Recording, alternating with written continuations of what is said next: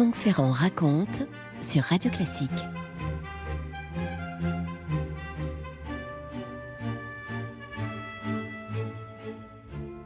Nous sommes à Toulon le soir du 14 février 1855. Il fait pas beau à Toulon, hein. Il pleut avec un vent fort, il fait même assez frais.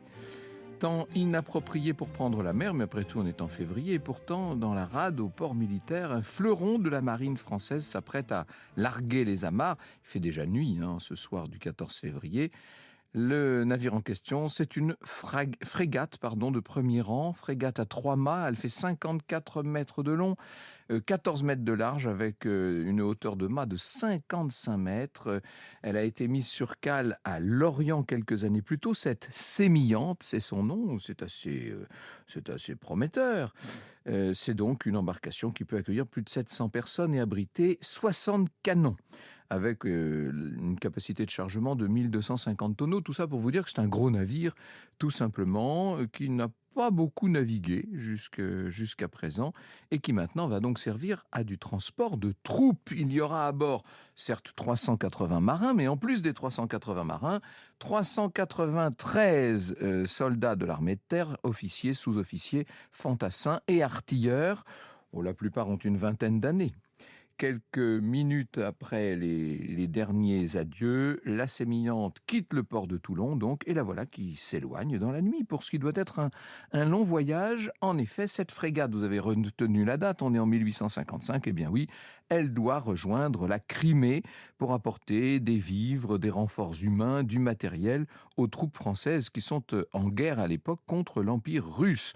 Et notamment, on doit apporter des canons, des mortiers, de la poudre, etc. Bref, ça représente 400 tonnes de matériel. Ça fait près d'un an, puisque la guerre de Crimée a été lancée en mars 54. Ça fait presque un an que la France, le Royaume-Uni ont déclaré donc la guerre à la Russie qui se bat à l'époque contre l'Empire ottoman.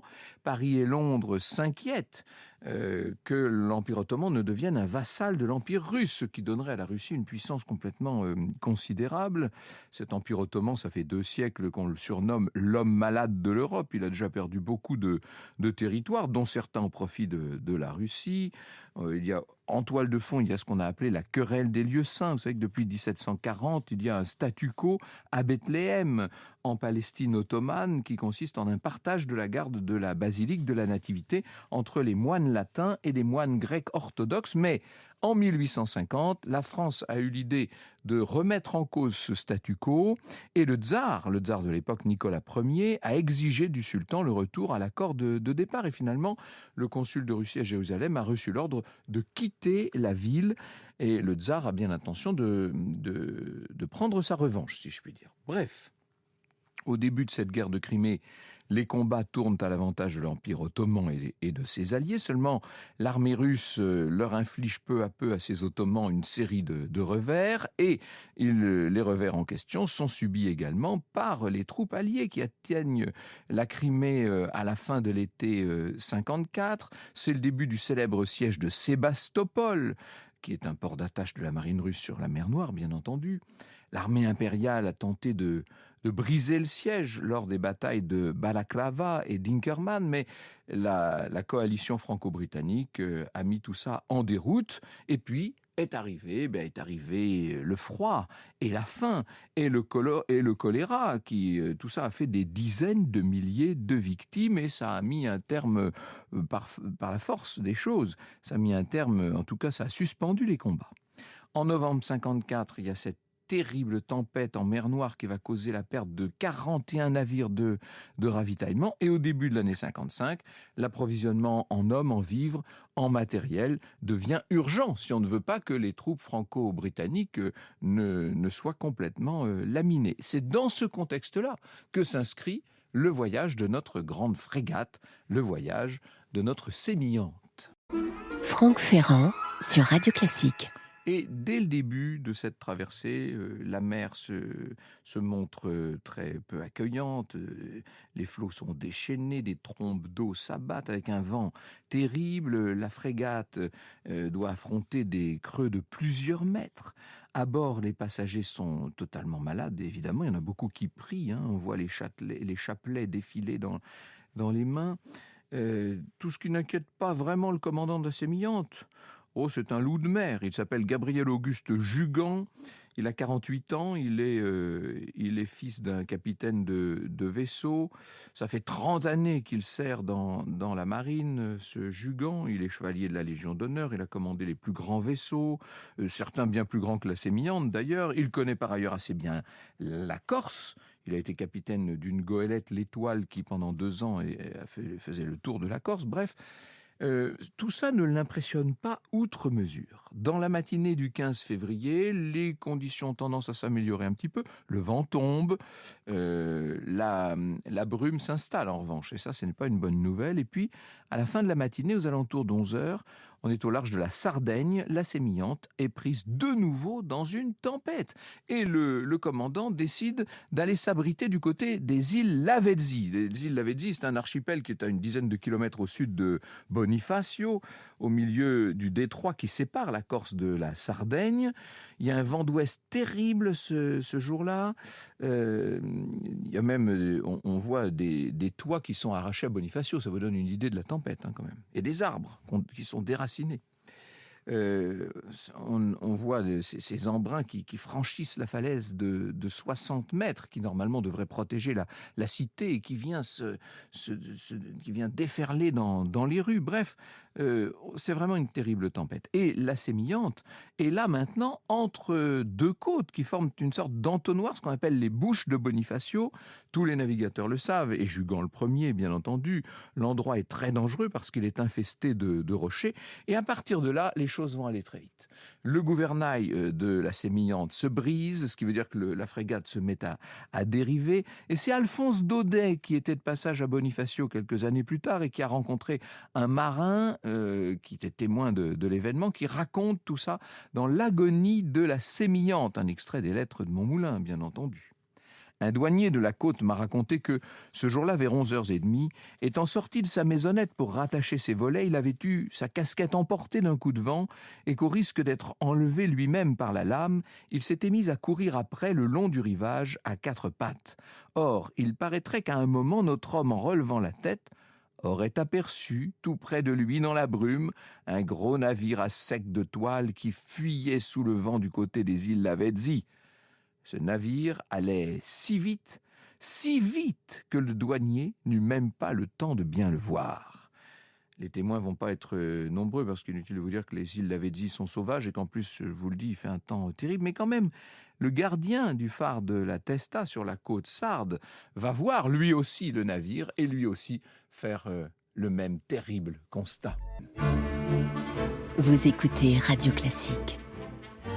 Il est midi environ, les rafales sont de plus en plus terribles et la Sémillante continue de dériver. De toute façon, je vous ai dit, elle n'a plus de gouvernail. Elle est au milieu des blocs de granit de ces îles Lavezzi. J'ai eu l'occasion de me rendre là-bas. C'est extrêmement beau par beau temps, mais ça doit être effroyable par tempête. Et voilà que le trois-mâts vient se fracasser littéralement sur ces roches. Il y a un berger qui a dit « un grondement large et sourd pareil à celui d'un tonnerre venant de sous la terre ». Voilà comment il décrit le bruit qu'a fait le grand vaisseau en se fracassant alors que l'eau déjà envahit les cales qu'on voit tomber partout dans un grand fracas, les vivres, les armes, etc. Et dans un geste désespéré, nombreux sont les passagers qui se déshabillent et se jettent à la mer pour essayer de gagner la côte à la nage. Sauf que l'eau est glacée, que les flots sont déchaînés et qu'ils n'atteindront jamais la côte, bien entendu. Et pendant ce temps, le capitaine Jugan descend dans sa cabine, on le voit disparaître un moment et puis il ressort en grand costume, il s'est fait beau pour mourir et de son côté l'aumônier, Joseph Carrière, donne la prière pour les agonisants et dans cette nuit du 15 au 16 février, ça y est, la Sémillante n'est plus, elle a complètement coulé, corps et biens. Et dans les heures qui suivent, on va voir les grèves. On va voir les rochers de ces îles Lavezzi se couvrir de débris, un chapeau, un sabre, des lambeaux, des morceaux de bois qui s'en vont comme ça à la dérive, tandis que les autorités envoient un certain nombre d'embarcations, notamment un aviso à vapeur qui s'appelle l'Averne, un bâtiment de l'État conçu pour l'escorte et la protection des côtes. On est en train de chercher s'il y aurait des survivants. Ce qu'on trouve surtout, ce qu'on pense surtout trouver, ce sont des dépouilles. Il y en a beaucoup qui ont du mal à imaginer le drame qui s'est déroulé ici, parce que, évidemment, lorsque, je vous le dis, lorsqu'il fait beau, cet endroit est un véritable paradis. Il faut imaginer les petites criques de sable blanc, une eau qui est très particulière à cet endroit, qui est turquoise, presque un peu phosphorescente. C'est magnifique, c'est le paradis des oursins, des poulpes et des mérous.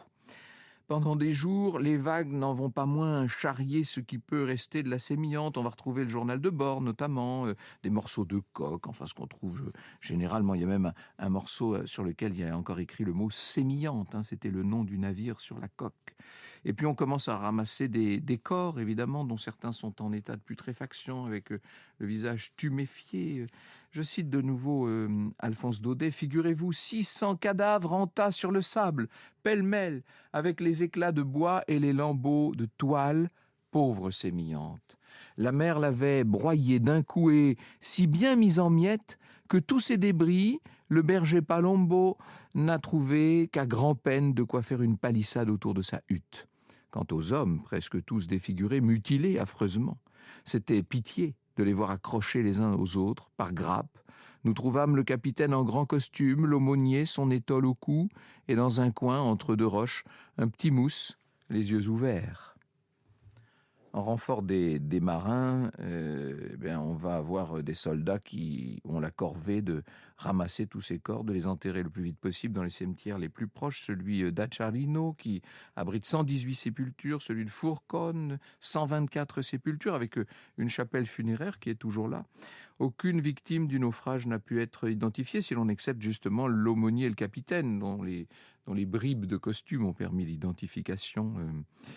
Il y a sur la tombe du capitaine Jugan, il y a une lettre qui avait été écrite par sa mère. « Depuis 30 ans que tu sillonnais les mers, j'étais en proie aux plus vives inquiétudes. Tes lettres, tes retours étaient le bonheur de ma vie. Tout a péri dans ce funeste naufrage », écrit cette mère dans cette lettre adressée à un fils déjà mort.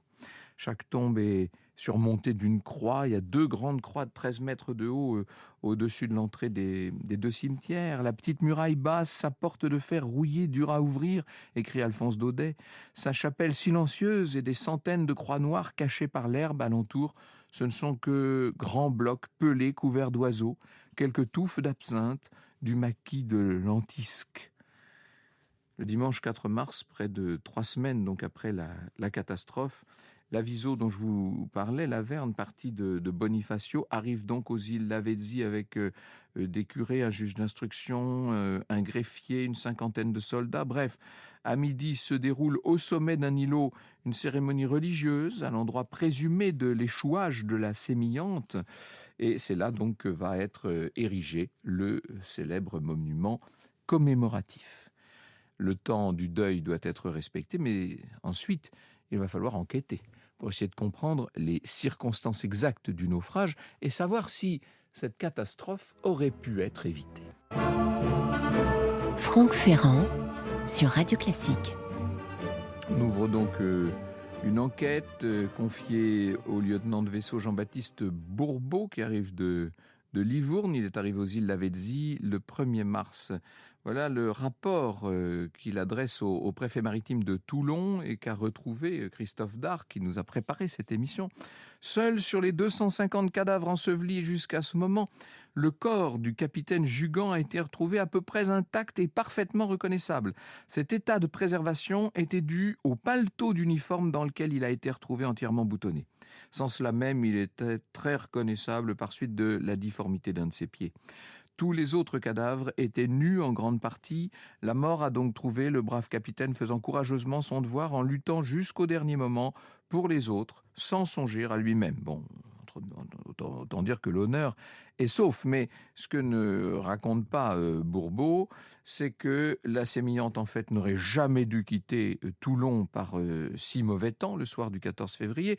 Et il ne dit pas non plus alors que plusieurs témoins le savent très bien, que 3 semaines plus tôt, presque au même endroit, avait déjà échoué une petite corvette qui s'en allait elle aussi en Crimée, comme la Sémillante, et que ces passagers, c'était une vingtaine de soldats notamment, avaient été remis, ils avaient survécu là, ceux-là, et ils avaient été ensuite, après avoir passé un peu de temps chez les habitants de la région, ils avaient été remis sur la Sémillante, ce qui fait que ceux-là ont subi 2 naufrages quasiment au même endroit. D'ailleurs, un marin racontera à Alphonse Daudet, quelques années plus tard donc, qu'il avait reconnu parmi les naufragés morts un soldat que 3 semaines plus tôt, il avait déjà eu l'occasion d'héberger. Franck Ferrand sur Radio Classique. Vous imaginez le retentissement de ce drame, bien entendu, pas seulement en Corse, à l'échelle nationale. Le gouvernement, on est donc en plein Second Empire, on est encore dans les débuts du Second Empire. Le gouvernement charge le mathématicien Urbain Le Verrier, par ailleurs astronome, de mener une étude pour essayer de comprendre si cette catastrophe aurait pu être évitée. Il est le patron de l'Observatoire de Paris, Urbain Le Verrier. Et quelques années plus tôt, il a découvert la planète Neptune. Donc, oui, disons aussi que depuis peu, à la suite de la tempête qui a frappé un navire en Crimée en novembre 1954, il a mis en place un réseau d'observatoires météorologiques. C'est la raison pour laquelle on l'a nommé, pour laquelle on lui a donné cette mission. Donc, il va travailler sur la trajectoire de la fameuse tempête. Il dit que cette tempête, elle s'est formée dans l'Atlantique en raison de l'arrivée d'une masse d'air froid polaire, qu'ensuite elle s'est déplacée vers la Méditerranée, puis on l'a retrouvée dans les Bouches de Bonifacio, cette tempête amplifiée par ce qu'on appelle l'effet Venturi, qui est un phénomène qui tire son nom du physicien italien Venturi, qui veut dire que le vent s'accélère pour essayer de sortir de 2 zones montagneuses, en fait. Et c'est ce qui rend les tempêtes totalement insurmontables. Bref, dans ses conclusions, le grand mathématicien conclut qu'avec le télégraphe électrique et les sémaphores, ces postes des défenses établis sur la côte, il aurait été possible de prévoir l'arrivée de la tempête, et donc on aurait pu éviter le drame.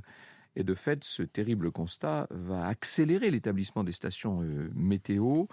Ça va être aussi l'origine de la création des premières sociétés de sauveteurs en mer, figurez-vous. Ce naufrage de la Sémillante a donc eu un rôle historique, a eu un effet très, très important. Et puis, on va également inaugurer en 1874 le phare des îles Lavezzi, qui manquait, qui faisait défaut. En tout, sur les 773 passagers, 560 corps ont pu être ramenés sur les côtes par les courants, ce qui veut dire que 213 autres dépouilles n'ont jamais été retrouvées et que la Sémillante fait figure des très grandes catastrophes maritimes, bien entendu. D'ailleurs, chaque année, le 15 février, on continue de rendre hommage aux victimes de la Sémillante. Il y a aussi une part de légendaire là-dedans, puisque depuis 1855, nombreux sont ceux qui rêvent de retrouver l'épave, car jamais cette épave n'a été retrouvée. Et certains également rencontrent des fantômes dans cette région. Il faut savoir que le commandant Cousteau, notamment en 42 puis en 47, a entrepris des recherches pour essayer de retrouver la Sémillante. Il n'y est pas arrivé, mais une de ses collaboratrices raconte, et c'est Cousteau en tout cas qui le raconte dans son livre Par 18 mètres de fond, mais elle a raconté qu'un jour elle était en train de dormir dans une tente qui était plantée près d'un des 2 cimetières où se trouvent les dépouilles des victimes de la Sémillante, et qu'elle aurait été réveillée en pleine nuit et qu'elle aurait vu très distinctement un personnage, un militaire, passer à quelques centimètres d'elle, autant dire un fantôme, oui. Ce drame a laissé, comme vous le voyez, une empreinte forte sur les imaginaires. Aujourd'hui encore, et malgré quelques débris qui ont été retrouvés lors de plongées sporadiques dans les années 50 et 60 notamment, aujourd'hui encore, on peut dire de l'épave de la Sémillante qu'elle demeure introuvable. Vous écoutez Radio Classique.